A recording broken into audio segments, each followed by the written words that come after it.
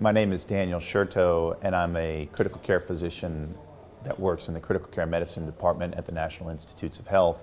I'll be presenting on the clinical presentation, clinical management of Ebola virus infection. Good morning, and just wanted to start off with a thank you for the offer to come and discuss with you Ebola and clinical management and some of the aspects about Ebola disease transmission and manifestations. Thank you to the organizers, Dr. Holder and the PAHO contingency, to the ministers for the proactive stance from Chile and Central and South America for preparing for Ebola. And then also to the director, who I believe has stepped out from the hospital, Lucio Cordoba. Some of my talk, just so a little bit of background about myself. I'm a critical care medicine physician. As indicated, I work at the National Institutes of Health. My primary clinical activities are in the intensive care unit at NIH, but I also have primary research interests predominantly into the pathogenesis and treatment of severe influenza infections. So for quite some time, I've been working in the high containment labs at NIH. And so when Ebola popped up, given the interests with also my infectious disease background, this was a wonderful opportunity to get into the field and participate in the care of patients in Liberia. So I've had the experience in Liberia, but also in our own preparation efforts at the NIH as a center that's been designated in the US to care for patients with Ebola that show up. I have no financial conflicts of interest. It's encouraged that I say that the opinions that I express are mine. They don't necessarily represent the National Institutes of Health or Médecins Sans Frontières, which is the organization that I volunteered with when I was out in the field in Liberia taking care of Ebola patients during the height of the epidemic in Monrovia, Liberia in September and the beginning of October. So, introductory slide, we've already heard about this, so I don't need to focus on this too much, but as you've heard, Ebola virus is a member of the Filoviridae family. This is an enveloped single-stranded RNA virus, which has been pointed out. Envelope viruses of the list of pathogens are the most susceptible pathogens to destruction in the environment. So they don't do well on surfaces for a long period of time, and they're easily susceptible to environmental decontamination with dilute bleach solutions and other household disinfectants. The virus has 7 genes that code for important proteins that both have implications on the surface for binding to host receptor cells, as well as internal proteins that are part of the ribonucleic protein complex, or the RNP complex, that is the structure of the genetic material, structural proteins, the matrix protein, and also the active polymerase protein, which is coded for by the L gene that you can see here. The glycoprotein spikes on the virus, which is a filamentous virus, serve as the points of receptor and recognition by host cells. The virus has a broad tropism for host cells, and we'll see that as we get into some of the pathogenesis of the virus. The virus also very effectively takes over the host cell's machinery to replicate itself. And what you see in the upper right-hand electron micrograph is a monkey kidney cell with profuse amounts of the filamentous forms of Ebola virus budding from it. So it's a very efficient and accessible virus at replicating itself. We've heard a little bit about how Ebola viruses emerge from nature. This is not the focus of my talk, so I'll go over this just as an overview. We've heard about the presumed bat reservoir. There is still some discussion about whether that's the definitive reservoir or not. There is fairly conclusive evidence that there are intermediate mammalian hosts, which include chimpanzees, other non-human primate species, small land mammals, and that ultimately contact with infected animal tissues or fluid through butchering of these animals ultimately led to the initial introduction of the virus into the human population. And as was elegantly presented, the entry event is a single entry event, and then the ongoing transmission is what takes place through human-to-human spread. And we can talk about the primary areas where that human-to-human spread takes place. We had a nice discussion about what are the infectious body fluids and what is the evidence for infection with those different body fluids. As indicated by WHO and based upon the best available clinical and epidemiologic knowledge working with this outbreak for 30 years, the primary infectious body fluids are blood, vomit, and feces. And the impressive thing about those body fluids is that the viral load in those body fluids can be astronomically high. So there are data to support that in blood, 10 to the 8th viral particles or viral copy number per mil of blood, or 100 million viral particles per mil of blood is no small amount of virus, especially when we get down into the details of the presumed infectious dose of virus in humans. So if you imagine the amount of virus that's in a small amount of blood, stool, or vomit, you can imagine the risk that might take place in the setting of exposure. We cannot ignore the fact that live virus has been identified in multiple other body fluids, which is a reflection of the wide distribution and tropism of this virus through cells throughout the body. Live virus has been identified in urine, semen, saliva, tears, sweat, and breast milk. And the exact risk associated with those different tissues at the beginning, and now, as we're finding out, more importantly, at the end of the disease course, has yet to be defined and is something of a need for ongoing research. Direct contact, and this is an important issue, direct contact with those infectious body fluids is what results in human-to-human transmission. And so in the absence of contact of those body fluids with non-intact skin or exposed mucous membranes, which include our eyes, the mucosa of our nose, and our mouth, in the absence of that direct contact, infection cannot take place. And so there has been some talk about, can Ebola be spread through an airborne route? There is some confusion about airborne. Ebola can be spread through droplet transmission, and we typically think of droplet as, the large respiratory droplets that when we, cough or sneeze, typically because of their size, fall out of the air within a couple meters, 2 meters. That is very different than the concept of small droplet or airborne transmission, where those desiccated or dried out droplets get on the little waves of air and go across the room. There is no evidence based upon, again, 20 and 30 years of epidemiologic data that airborne transmission of Ebola takes place. That's not to say that in the hospital setting, if we were to be doing procedures that generate aerosols of larger droplets, that absolutely can result in infection. But that's very different than the small droplet transmission that we think about when we talk about airborne diseases. So I emphasize direct contact. So as has been pointed out, transmission is largely propagated in 2 settings. For this audience, I'm going to focus on the first setting, which is the nosocomial transmission, because, for our purposes, this is the fundamental issue.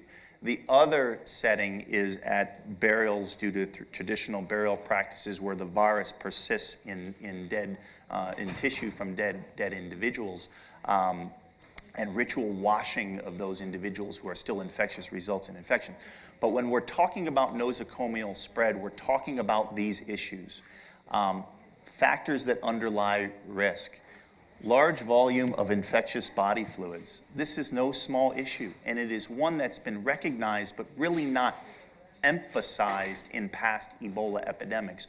We now know that patients with Ebola can produce 5 to 10 liters of voluminous, highly infectious diarrhea each day. And if you're dealing with that amount of body fluid in a patient in your hospital, as I've indicated with the amount of virus, then you have to consider that in your risk assessment. So large body fluid volume.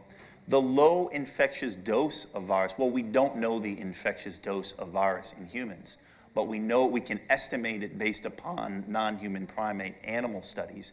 And in those studies, the infectious dose is 1 to 10 viral particles. 1 to 10 viral particles. It's a highly successful virus at initiating infection. And it has been shown through non-human primate studies that infection can happen through an inoculation of mucous membranes, the eyes, the mouth. And also, to be fair, they've done small particle aerosol inoculations that, sure, they get down to the level of the alveoli, but they also happen to coat all of the upper airway as they make their way down there. So low infectious dose. Prolonged healthcare worker contact. When you're talking about the potential to have a case here in Chile or elsewhere in Central South America, this is in the context of a traveler to the region that's returning, or potentially a healthcare worker that went out into the field and is returning and then was here and presented and developed symptoms and signs of the disease and developed Ebola.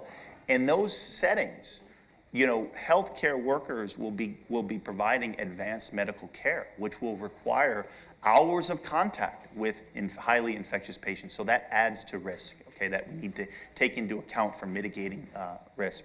And then we do procedures on patients. You know, in many of the situations in West Africa where resources are limited, even the ability to provide IV fluid therapy has not existed in many settings. That's not the case. It would not be the case here. It's not the case back in Europe and the United States. So you'll be doing procedures. Some of those are potentially aerosol generating procedures, and all of that needs to be taken into account when you're mitigating risk for the healthcare worker, which is the primary focus of caring for patients with Ebola. Providing a safe working environment, avoiding nosocomial transmission, and then, of course, providing the highest level of care possible. Increased risk, we know this based upon prior outbreaks, and the current outbreak has been sadly displayed, that inadequate or inappropriate personal protective equipment use or lax infection control procedures can result in healthcare worker infections that are devastating, that can be devastating in countries, especially with limited healthcare workers, with limited backup capacity. So those are things to keep in mind. I wanted to go over briefly the pathogenesis of Ebola in a little bit more detail, but not get into this too much. And this is an evolving field as well, because based upon current opportunity to observe now thousands of patients with Ebola, we are learning from clinical observations and other studies in advanced centers more about the pathogenesis of disease. So the virus, the squiggly red particle, enters through non-intact skin or mucous membranes. It infects the sentinel cells of our immune system, which are dendritic cells and macrophages. Those cells migrate to the reticular endothelial system, including the liver, the spleen, and ultimately the GI tract. They have clinical manifestations in each of those locations. The virus ultimately spreads through lymphatics and through the bloodstream. It is tropic for multiple tissue types, including endothelial cells, the cells that line our blood vessels.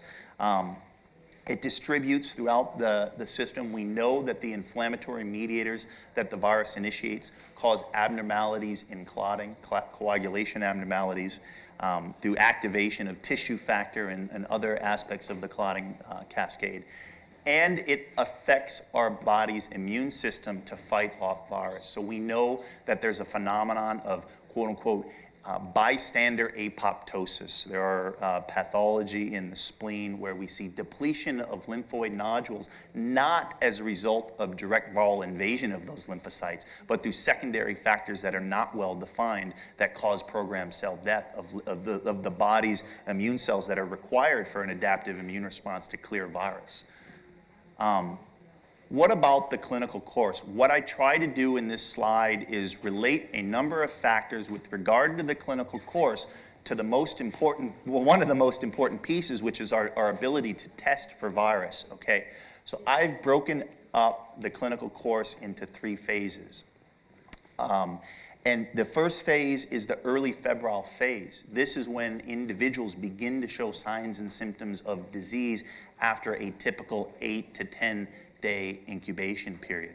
They present with fever, non-specific signs and symptoms, body aches, lethargy, the same type of stuff that can be confused or confounded with any number of additional infectious and non-infectious diseases that are observed in this region and other regions of the world. During that phase, if you have somebody suspected of Ebola virus and you were to test their blood using molecular techniques, PCR, your blood test may or may not be positive for Ebola virus. It is very important to know that you cannot rely on a negative test in a suspect patient for Ebola virus until they've had 72 hours of symptoms or more. Typically, so if you have a test within 72 hours, you need to retest. The time course of that 72 hours tends to correlate with the beginning of the onset of the second phase of disease. Somewhere around day 3 to 5 of symptom onset, patients will typically enter into the gastrointestinal phase of disease, which is largely manifested early by epigastric pain and tenderness, by nausea, by profuse vomiting, often profuse vomiting, by what can be voluminous, watery, cholera-like diarrhea. This predominantly appears clinically like a secretory diarrhea, more so than an inflammatory diarrhea that we tend to associate with dysentery. This is a large volume watery diarrhea, and we know from the expatriated folks with Ebola that can be up to 10 liters a day and can last for 7 or more days. Enormous amount of body fluid losses in the GI phase of illness. As they exit the GI phase of illness, they more or less enter into the third. During that GI phase, you'll see that the solid line here for the PCR, that if you are in that phase of illness and your test is negative for Ebola, you don't have Ebola, but your test will be positive during that phase of illness. The last phase is the phase of disease where individuals either recover from disease, from factors that we don't fully yet understand, potentially related to initial viral load, potentially related to host factors or others. But some obviously will survive. Obviously, we know that our treatment interventions affect this outcome.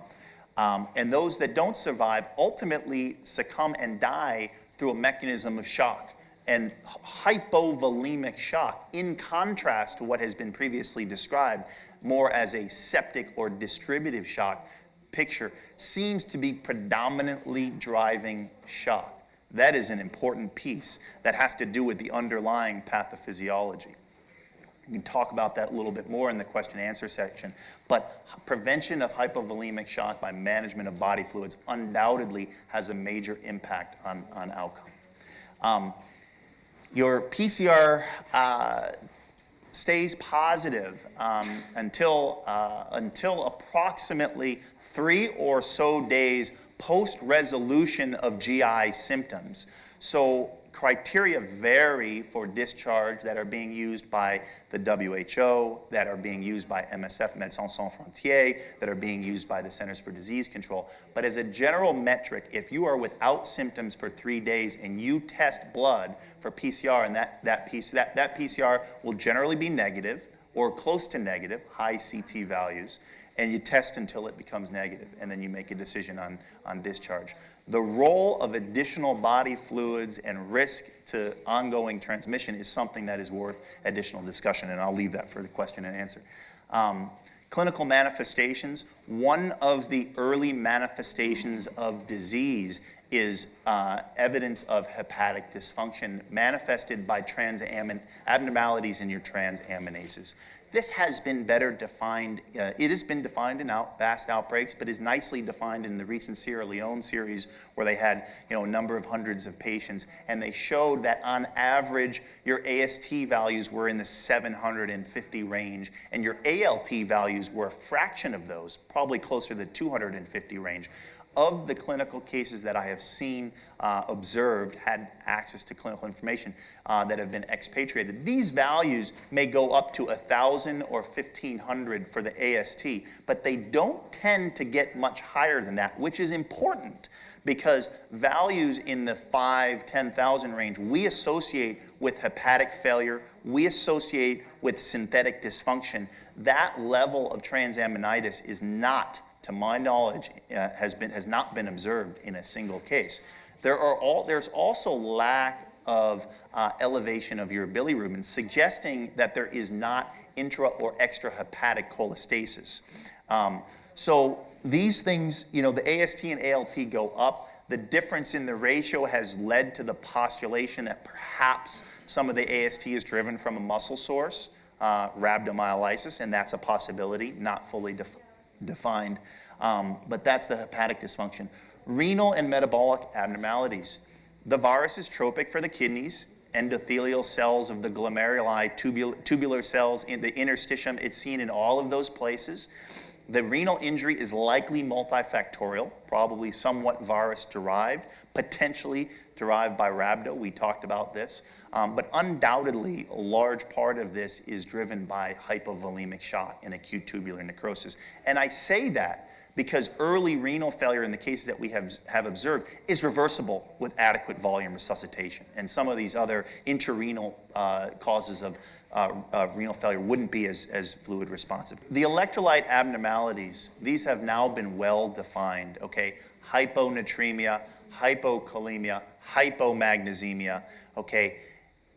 Loss of electrolytes through the voluminous amount of stool, resulting in hypovolemic hyponatremia, resulting in significant potassium and magnesium losses. These are important pieces. As you know, if you begin to try to replace potassium in the absence of adequately replacing magnesium, you're going to be spinning your wheels. You're not going to get your potassium levels up. So you need to be cognizant of the spectrum of electrolytes. We've also observed hypocalcemia, but that's in the setting of low serum albumin levels, which is an interesting piece of the disease. Where the albumin is going, is there a nephritic or a nephrotic range proteinuria? I don't know, but I suspect possibly. Is there protein-losing enteropathy? I don't know. But undoubtedly, these very low protein levels contribute to low oncotic pressure that contribute to the vascular leak that we see, potentially more than, and again, potentially, because we're in a hypothesis area, potentially more than loss of endothelial integrity or endothelial dysfunction. Individuals that develop renal failure develop metabolic acidosis, and then we compensate for that by breathing quickly. Cardiovascular, we have observed arrhythmias that are likely both due to electrolyte abnormalities, but also direct tropism of virus for the heart. There are nice pathologic studies that show that the virus goes to the heart. And this is ventricular ectopy, PACs, PVCs. But the arrhythmias associated with low electrolytes can also be observed. And that's important. We clinically in West Africa, we observed sudden death syndromes. We didn't have the benefit of point of service testing, but sudden death syndromes in individuals that were otherwise clinically doing better or okay suggest severe hypokalemia or potentially hyperkalemia in those that develop renal failure and are now anuric, and we absolutely saw those individuals. Neurologic syndromes are diverse and fascinating. There is hypo and hyperactive delirium, so decreased level of consciousness, agitation. This is a fundamental piece. There are a few data that talk about viral tropism for the central nervous system. Unfortunately, since the first outbreak of Marburg in 1967, where they actually did quite a number of nice autopsies, we have had few to any autopsies that have included central nervous system tissue of Ebola outbreaks since that time. So although we see a meningoencephalitic type picture, decreased consciousness and neck rigidity, we don't know if there is virus in the CNS, if that is representative of meningoencephalitis, or if this is a secondary infection due to another virus, another bacteria, potentially a sterile process. That information, I believe, is going to be coming forth soon. Okay, that's going to better inform that. We see seizures; those tend to be premorbid events. And uveitis is an observation, a clinical observation that is also coming to the surface that was observed in early series and described, but is also of interest and has been described in this series. And left untreated, this can lead to scarring and blindness. Hematologic findings. So early on, you've heard this. We've seen this in other severe viral infections where you have low white blood cells or leukopenia, particularly lymphopenia. Okay, that's early. Later on in the disease course, you actually have a rebound of neutrophils. Whether that is associated with secondary bacterial infections or the virus itself, I don't know, but we do see that clinically. The consumptive coagulopathy, I think, has been very well defined with low platelets, typically in the range of 50,000, not much lower than that has been observed. So not platelets that get into the range where you begin to think about spontaneous bleeding. We think about platelets in the range of 40 to 50,000, that if you have trauma or some underlying anatomic abnormality, you bleed, but not in the absence of those things. So we see platelets in the 40 to 50,000 range. PT, PTT, INR, those come out. Your fibrin split products, your D-dimers, those are elevated. So this looks all the world like a consumptive coagulopathy. Obviously, some have speculated about diminished hepatic function for clotting factors, but as I alluded to, with the level of hepatic dysfunction that tends to be present, it's harder for me to stretch my mind to go there. But we do know that there is consumptive coagulopathy. That manifests predominantly as mucosal and puncture site bleeding, which is different from how this disease was described and conceived of in the past as a hemorrhagic viral fever. There is some hemorrhage, but hemorrhage, as we've observed from this primary outbreak, is not a predominant feature. We saw clinically significant gastrointestinal bleeding from upper or lower the GI tract on an estimate about 5% of cases, and that tended to be a pre-mortem event. But that's very different from what has been described in past outbreaks. Triage. So for the purposes of this discussion, I broke the concept of triage down into two different scenarios.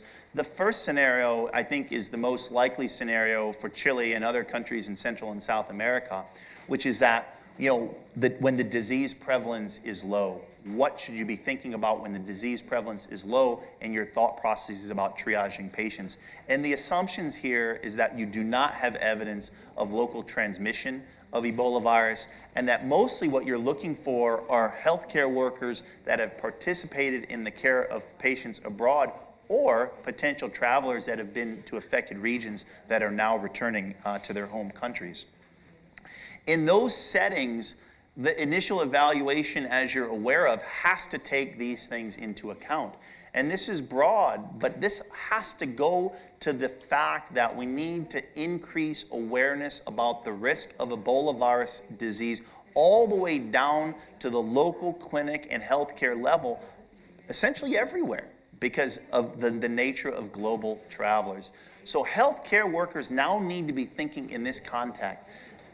All febrile patients need to at least have a consideration for having Ebola virus disease. And that consideration has to lead to two things. One, an initial maintenance of distance, to prevent the direct contact. And that distance, again, based upon large droplets, is about 2 meters. And the second is to determine risk factors for Ebola virus disease. And those are well characterized. Those are travel to epidemic countries. And the CDC breaks these down into different levels of risk: high risk, low risk, some but not zero risk. But ultimately, travel to affected countries or contact with confirmed or suspected cases. If you don't have the epidemiologic risk factor, regardless of the symptoms, you do not have Ebola, and then you move into normal operating procedures. If you have an epidemiologic risk factor and early symptoms of Ebola, you move into the next category, which is to isolate those suspected patients. They get their own space, physical distance is maintained. You contact the public health authorities, and you coordinate with the authorities for initial Ebola virus testing. This is the sentinel upfront protection that needs to be a blanket policy to protect against ongoing spread of Ebola virus disease. So this again has to do with coordinated response, and then getting into the differential diagnosis, which I won't belabor, but obviously the differential diagnosis will depend upon the geographic region, the season, what the endemic pathogens are, what about epidemic pathogens during specific seasons, overlapping syndromes, obviously malaria, yellow fever, typhoid, influenza. You have issues with dengue and chikungunya and other diseases that may mimic the early presentation of Ebola. I make the point that fever without gastrointestinal symptoms may be early Ebola virus disease, but gastrointestinal symptoms without fever is not likely Ebola virus disease. So there was a question about commonality of symptoms. Fever is a fairly universal early sign and symptom of Ebola virus, and it tends to be very high. So GI without fever is not likely Ebola. So what about the alternative scenario, which is a scenario that obviously you prepare for, but hope is never the scenario in other regions of the world, including in this region of the world, which is that when disease prevalence is high. And in this situation, your assumptions are that local transmission is taking place, that you can't account for all cases, that there may be constraints in healthcare resources depending upon where the outbreak is taking place, and that you have Ebola treatment units that are established and in place, either that you've established or you've had other international health entities come and facilitate to help establish. In that setting, which mimics what was going on in West Africa, this is essentially what takes place. So you establish a triage and intake process for patients. And like other triage, you decide who is admitted to your Ebola treatment unit based upon their symptoms and their risk factor. Early on, if you're not overwhelmed, those patients that have symptoms that reasonably can be associated with Ebola virus disease, you may want to isolate those, and while you are waiting for their confirmatory diagnostic test. Obviously, that needs to be balanced with, if you've got a high prevalence of disease and you know you're mixing patients that have a moderate to low suspicion of Ebola virus disease with others that you know have Ebola virus disease based upon their clinical manifestations, you place them at increased risk. And we faced this all the time in West Africa. It was one of the greatest challenges. So it's not something that needs to be discarded and really is a challenge for decision makers. The intake process is the same. You take a medical history. When we took our medical histories, it was local healthcare workers that worked here on this side of a barrier, separated by a distance and a physical barrier, and patients were evaluated in the back. You could see some chairs here, and they were able to take a complete medical history, gather information, facilitate an initial lab draw for Ebola virus testing, and then move those patients to a suspect tent while they awaited their final diagnosis. That area was then disinfected so that the next cohort of patients could come in and not be at increased risk from fomite transmission. In the suspect tent, the testing was you awaited testing results, which our turnaround time was about a 4-hour turnaround time because the laboratories were field laboratories set up adjacent to the facilities. And then infection control as best as possible was initiated, which included cohorting more sick patients from well-appearing patients, conducting ongoing environmental hygiene due to the body fluids and that type of stuff. And then ultimately, when you had a test result back, you would move patients to a confirmed area or disinfect them, which included discarding all of their personal belongings, their clothes, everything else, washing them with a dilute bleach solution, walking them through from the isolation zone to the low-risk zone, providing them with a new set of clothes, providing them with social outreach and education, et cetera, and then sending them back with a certificate back into their communities with follow-up understanding that, that they still remain at risk of contracting Ebola where an epidemic is ongoing. And so that is all I have for this morning. We'll talk more about management tomorrow. I have to acknowledge the individuals at NIH, the leadership, Dr. Collins and Fauci, my department chair, Henry Mazur, co-chair, Dr. Sufredini, Mike Bray, who was very fundamental in contributing to my connecting with Doctors Without Borders, the individuals at Doctors Without Borders, Dr. Sprecher and Edwards, whom I worked with in the field, and I will entertain any questions.